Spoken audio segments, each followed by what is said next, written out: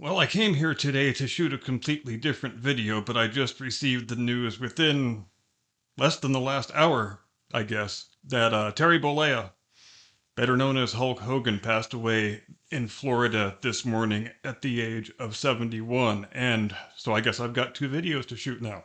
And I haven't written anything for this one.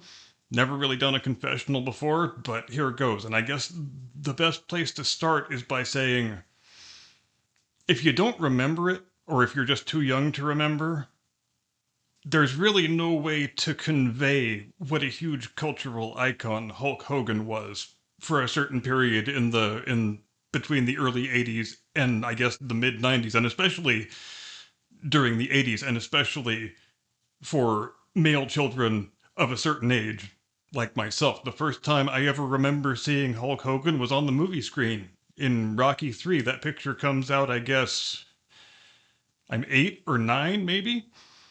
And when he did that movie, he was working for WWF at the time, and he actually got fired for doing it, fired by Vince McMahon Sr. Because wrestling promoters be like, dude, if you're wrestling for me and you try to take some side gig that I don't get a cut of, then you ain't wrestling for me anymore. So he got fired by WWF, works the territories for a couple years, comes back in late 83, I guess, and that's when he takes the title off of the Iron Sheik in Madison Square Garden, and of course, Hulkamania begins when I am 10 years old, right in the target zone of a little Hulkamaniac, and yeah, I was the biggest Hulkamaniac in the world, like everybody else my age was. I mean, like I said, if there's a cultural Mount Rushmore of the 1980s, what are the faces on it? I'm going to say Ronald Reagan, Sylvester Stallone, Michael Jackson, Hulk Hogan. That'd be a fun poker game, wouldn't it? I can't think of really any other pro wrestlers. Not even John Cena during the height of his white meat babyface period, who were invited to the White House to stand next to the president and talk to little kids about training and saying their prayers and eating their vitamins. And I mean, was all that stuff, the entire Hulk Hogan image, the Americana parts of it, was it all slightly hokey and jingoistic and vaguely silly looking at it today from our current remove? Well, sure it is. But was there anything wrong with that? I don't think there was anything wrong with that. I think it was all quite wholesome. I think it's bad that we have lost that kind of wholesomeness in the way that we present the world to small children.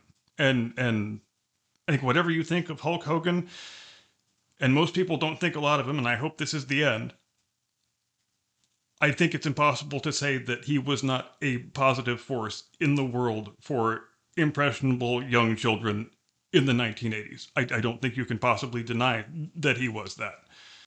I really hope this is the end of Hulk Hogan being the number one punching bag for wrestling YouTube. And it's a shame that he should have to die in order for that to happen, but that's just probably the way things are. And why is he the number one target? Because he was the world's most famous living wrestler. And that status, I guess, falls upon Stone Cold Steve Austin now. And maybe he'll start taking some of that abuse instead. We know why the youngsters don't like Hogan. We know why he was booed out of the arena when he came out for the debut of Monday Night Raw on Netflix earlier this year. It's because he said a couple of racist things on some hidden video piece of footage from 10 or 12 years ago or some shit. I'm going to say a thing that always makes the youngsters recoil in horror, but I'm going to say it anyway because it needs to be said. Youngsters, there are way, way, way the hell worse kinds of a person you can be than a racist. Just let it wash over you. Scream at the sky if you have to. But it's true. If saying a little bit of racist shit on a hidden video from a dozen years ago is the worst moral transgression of your life, you've actually done pretty darn well. And you don't deserve to be booed out of buildings for the rest of your life. That doesn't outweigh every other thing that you did. And for older people, older wrestling fans in particular, and especially ex-wrestlers who have podcasts now, which is basically 100% of them, Hogan gets more abuse than anybody else. He didn't want to do jobs for anybody. He abused his creative control. He was difficult to work with. And what are those things? those are things that could all just as well be said about any other person who was in his position. I mean, Steve Austin once went home for 2 weeks because he didn't want to lay down for Brock Lesnar. Does he get abused for that the way that Hogan does for not wanting to drop titles back in the 80s? Of course he doesn't. But I guess Hogan is more fun to abuse. And let's be honest about what these things are. Basically, every guy who ever had a televised wrestling match between 1995 and 2003 has a podcast now. And if they ever had a match with Hogan, if they ever had any interaction with Hogan, they are going to use that to try to get some of Hogan's clout to rub off on them, to try and parlay it into clicks and views and what have you, because that's just the way these things work. And I should hope we have seen the end of that now, because obviously the man's not alive to defend himself, and because I thought it was really a lot of it over the top, overwrought, and not entirely appropriate or fitting. And I think people should be more respectful of the man's stature and his cultural cachet. I guess as far as the wrestling career goes, there are, and I was never a WCW guy, so I guess my vantage point is somewhat skewed. But the two matches I will always think of are Andre the Giant WrestleMania 3 and The Rock Toronto WrestleMania 18, when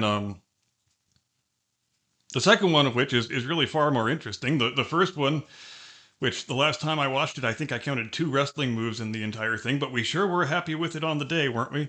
But that thing was more about getting Andre a big payday while he could still stand on his own 2 feet and pretend to work a match. So that was great. But the second one, the WrestleMania 18 one, I think is far more interesting, because Hogan is supposed to be working heel in that match, and The Rock is supposed to be working as the babyface, but the crowd in the Sky Dome just decides to flip the script, and they are going to forcibly turn Hogan into the babyface and The Rock into the heel just through public acclamation. And it's probably the only time that's ever happened to such an extent spontaneously ever before.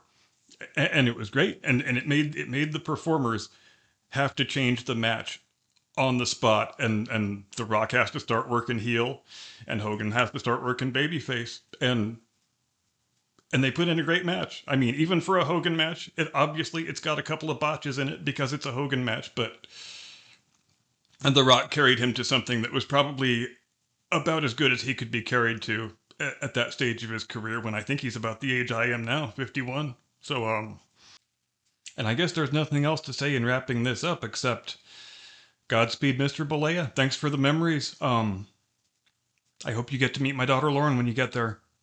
I'm done. That's all I got. See you later. Bye.